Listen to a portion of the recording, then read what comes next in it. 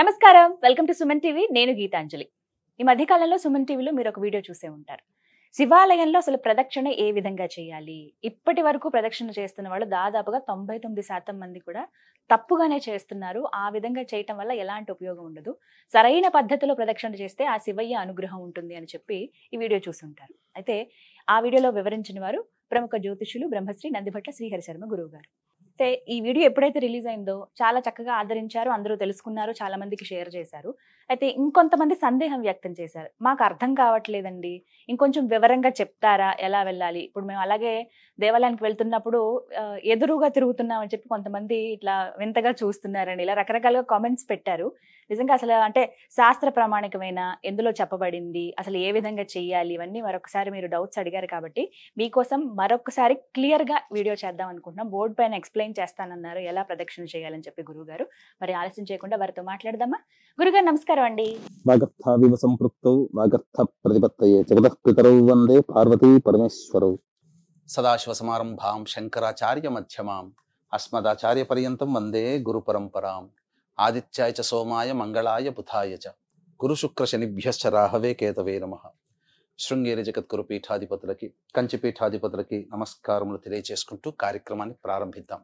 గురుగారు విన్నారు కదా, ముందుగానే చెప్పాను మీకు. ఇలా కామెంట్స్ లో చూసాము, కొంచెం కన్ఫ్యూజింగ్ గా ఉంది, అర్థం కావట్లేదు, ఎలా ప్రదక్షిణ చేయాలి, మళ్ళీ వెనక్కి రావాలా, వెనక్కి వచ్చి మళ్ళీ వెనక్కి వెళ్తే ఒక్క సంఖ్య అవుతుందా అనేది కాస్త సందేహంగా ఉందన్నారు. మీరు ఇంకొంచెం క్లియర్ చేస్తారా? శివాలయంలో ప్రదక్షిణ ఏ విధంగా చేయాలి? తప్పకుండానమ్మా. ఈ కార్తీక మాసంలో శివాలయానికి వెళ్ళడం మహద్భాగ్యం ఎవరికైనా కానీ. అందున అంతకు ముందే చెప్పాను, నాకు జీవితంలో ఒక ఈశ్వరునికి సంబంధించినటువంటి ప్రదక్షిణ గురించి అవగాహన ఉంది, కానీ విధానము సరైందా కాదా అని తెలియదు. ఆ ఈశ్వరుని పరిపరి విధాలుగా అడుగుతున్నప్పుడు ఆ ఈశ్వరుడే మనకు తెలియచేస్తాడు. ఒక బ్రాహ్మణుడి రూపంలో మనకు తెలియచేశాడు. వెంబడే అందరికీ తెలియచేయాలనే ఉద్దేశంతో, ఈ పుణ్యం అందరికీ అందించాలనేటువంటి సదుద్దేశంతో మా సంకల్పించిన తోడగానే మీరు కూడా చక్కగా అందరి గురించి ఆలోచిస్తారు కాబట్టి వెంబడే ఈ కార్యక్రమాన్ని చేద్దామని చెప్పి ముందుకు రావడం. ఆ కార్యక్రమం దాదాపు 25 లక్షల మందికి పైగా చూశారు. కాబట్టి చాలా ప్రజాదరణ పొందింది. అందులోనే చెప్పాను, ఇప్పుడు ఓరల్ గా చెప్తున్నాను, కానీ అర్థం కాకపోతే చెప్పండి, మళ్ళీ చిత్రపటం ద్వారా తెలియజేస్తానని కూడా చెప్పాను. అందుకని దానికి తగ్గట్టుగా వీక్షించేటువంటి ప్రేక్షకుల కామెంట్స్ రూపంలో చాలా మంది తెలియజేశారు, ఎలా చేయాలి, మాకు ఒక చిత్రపటం ద్వారా తెలియజేస్తే మాకు ఒక అవగాహన ఉంటుంది, దాన్ని బట్టి మేము చక్కగా చేసుకుంటామంటే ఎస్ ఇక చెయ్యాలి తప్పదు అని చెప్పి ముందుకు రావడం, సమయం చూసుకొని ఈ కార్యక్రమాన్ని అందరికీ తెలియచేయాలనేటువంటి ఒక సదుద్దేశముతో చేయిస్తున్నాను. దీన్ని శివాలయంలో గృహస్థులు అంటే నియమం ప్రకారం కొన్ని చోట్ల ఎలా ఉన్నారంటే, బ్రహ్మచారులు ఇది చెయ్యకూడదు, గృహస్థులు మాత్రమే ఈ విధంగా చేయాలి. కానీ కొంతమంది మానవుడిగా పుట్టినటువంటి వాళ్ళు వ్యక్తులు శివాలయంలో ఈ విధంగా చెయ్యాలని చెప్పి చెప్తున్నారు. కాబట్టి ఈశ్వరుని కొలవడానికి భక్తితో మనం చేసేది ఏదైనా ఆ ఈశ్వరుడు అంగీకరిస్తాడు. కాకపోతే ఈ శివాలయంలో ప్రదక్షిణ విధానం అనేటువంటిది ఉంది, దాన్ని చండీశ్వర ప్రదక్షిణ అంటారు. ఇప్పుడు చెప్పుకోబోయేటువంటి ప్రదక్షిణ గురించి చాలా మందికి ఒక అవగాహన అనేటువంటిది వచ్చింది, కాకపోతే ఇంకా ఈ పిక్చర్ ద్వారా క్లారిటీగా వస్తుందమ్మా. కాబట్టి ఎలా ప్రదక్షిణ చేయాలి చండీశ్వర ప్రదక్షిణ, దీనివల్ల ఒక్క మారు ప్రదక్షిణ చేస్తే 10,000 పర్యాయములు ప్రదక్షిణ చేసిన పుణ్య ఫలితం వస్తుందంటే ఎంతటి మహద్భాగ్యం అమ్మా. అంటే సృష్టి స్థితి లయకారకాలలో లయకారకుడు పరమేశ్వరుడు, భోళాశంకరుడు పరమేశ్వరుడు. ఆయన్ని మామూలుగా చెంబెడు మంచినీళ్లు పోసి అభిషేకించిన సంతృష్టి పడతాడట. మరి అంతటి సంతృష్టి పడినటువంటి పరమేశ్వరుడు మానవాళికి ఇంకా సంతోషాన్ని అందించడం కోసం తన చుట్టూ ఎన్ని ప్రదక్షిణలు చేస్తారయ్యా, మీరు ఈ విధంగా ఒక ప్రదక్షిణ చేయండి, ఆ విధంగా చేయడం వల్ల నా చుట్టూ 10,000 పర్యాయములు తిరిగినటువంటి ప్రదక్షిణ ఫలితాన్ని మీ ఖాతాలో వేస్తానని చెప్పి ఆ పరమేశ్వరుడే లింగ పురాణంలో తెలియచేయడం జరిగింది, శివ పురాణంలో తెలియచేయడం జరిగింది.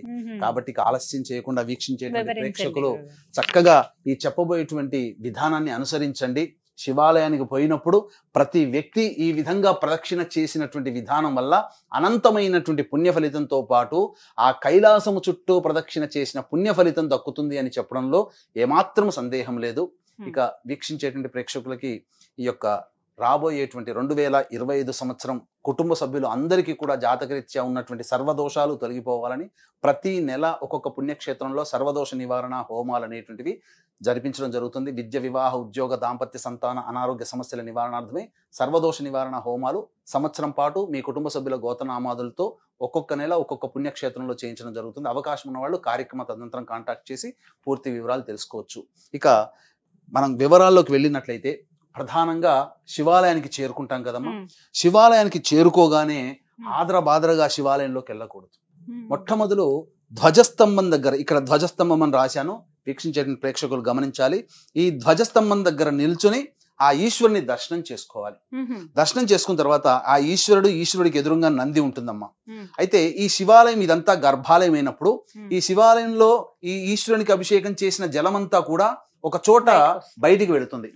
అక్కడే మనకు ఇక్కడ ఈ సంబంధించినటువంటి సోమసూత్రము అనగా పానపట్టము, ఇక్కడ చండీశ్వరుని యొక్క స్థితి ఉంటుంది.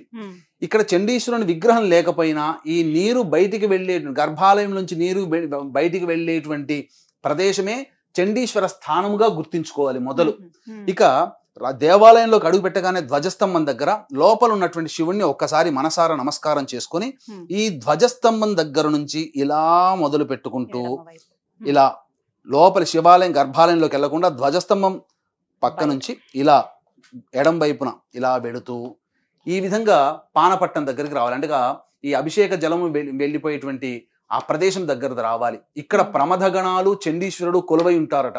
కాబట్టి ఈ నీరు బయలుపడేటువంటి ప్రదేశాన్ని దాటకుండా ఆ ప్రదేశం దగ్గర ఉండి ఒకసారి ఆ చండీశ్వరునికి నమస్కారం చేసుకుని మళ్ళీ అపసవ్య దిశలో వెనక్కి రావాలి. మళ్ళీ ఈ విధంగా వెనక్కి వచ్చి ధ్వజస్తంభం దగ్గర నిలబడి ఒక 5-10 సెకండ్ నిలబడి లోపల ఉన్నటువంటి ఈశ్వరునికి నమస్కారం చేసుకోవాలి. నమస్కారం చేసుకుని ఈ ధ్వజస్తంభం దగ్గర నుంచి ఈ విధంగా మళ్ళీ చండీశ్వరుని దగ్గరికి రావాలి. మళ్ళీ అంటే ఈ అభిషేకం చేసినటువంటి నీళ్లు బయలుపడేటువంటి ప్రదేశం దగ్గరికి రావాలి, దాటకూడదు. వచ్చి మళ్ళీ అక్కడ చండీశ్వరునికి ఒకసారి ప్రమథగణాలకి నమస్కారం చేసుకుని, ఉన్నా లేకపోయినా అక్కడ ఒక్కసారి నమస్కారం చేసుకుని మళ్ళీ వెనక్కి తిరుగుకుంటూ ధ్వజస్తంభం దగ్గరికి వచ్చి చేరాలి. చేరి ఈశ్వరునికి నమస్కారం చేసుకుంటే ఒక ప్రదక్షిణ. ఈ విధమైనటువంటి చేయడం వల్ల 10,000 పర్యాయములు శివాలయం చుట్టూ తిరిగినటువంటి పుణ్య ఫలితం. సింపుల్ గానండి, ధ్వజస్తంభం దగ్గర నుంచి సోమసూత్రం వరకు, సోమసూత్రం నుంచి మళ్ళీ ధ్వజస్తంభం వరకు, మళ్ళీ ధ్వజస్తంభం దగ్గర నుంచి సోమసూత్రం వరకు, సోమసూత్రం నుంచి ధ్వజస్తంభం వరకు ఒకటి పూర్తవుతుంది. సాధారణంగా ఎన్ని ప్రదక్షిణలు చేస్తే మంచిదండి? అట్లా 9 ప్రదక్షిణలు చేయాలి వీలుంటే, చేస్తే చాలు. చాలా ప్రదక్షిణల ఫలితం. ఈ ప్రదక్షిణ చేసేటప్పుడు శివాయ నమః శివాయ నమః అనుకుంటూ కానీ, లింగాష్టకాన్ని కానీ, ముఖ్యంగా దక్షిణామూర్తి స్తోత్ర పారాయణం కానీ చేసుకుంటూ ఉన్నట్లయితే ఆ ఈశ్వరుని యొక్క సంపూర్ణ అనుగ్రహం కలుగుతుంది. ఈ ధ్వజస్తంభం దగ్గర నుంచి చక్కగా ఈ విధంగా లోపలికి వెళ్ళిపోయి మళ్ళీ నందిని ఎక్కడ కూడా స్పర్శించకుండా, నంది మధ్యలోంచి వెళ్లకుండా ఆ స్వామివారి అభిషేక తీర్థం తీసుకొని బయటికి వెళ్ళిపోవాలి. ఈ విధంగా చేసినటువంటి వ్యక్తికి సంపూర్ణమైనటువంటి శివానుగ్రహం కలుగుతుంది. కాబట్టి ఇక కార్తీక మాసం అయిపోతుంది, ఈశ్వరుని అనుగ్రహం లభించకలేదేమో అని బాధపడేటువంటి వాళ్ళు ఇక మిగిలినటువంటి కొన్ని రోజులైనా కానీ ఈ చండీశ్వర ప్రదక్షిణ చెప్పిన విధంగా చూడండి, చక్కగా చేయండి. అవకాశం వచ్చినప్పుడల్లా ఎప్పుడు శివాలయానికి వెళ్ళినా ఈ విధమైనటువంటి ప్రదక్షిణ చేయండి. ఈ సోమసూత్రం మాత్రం దాటకూడదండి.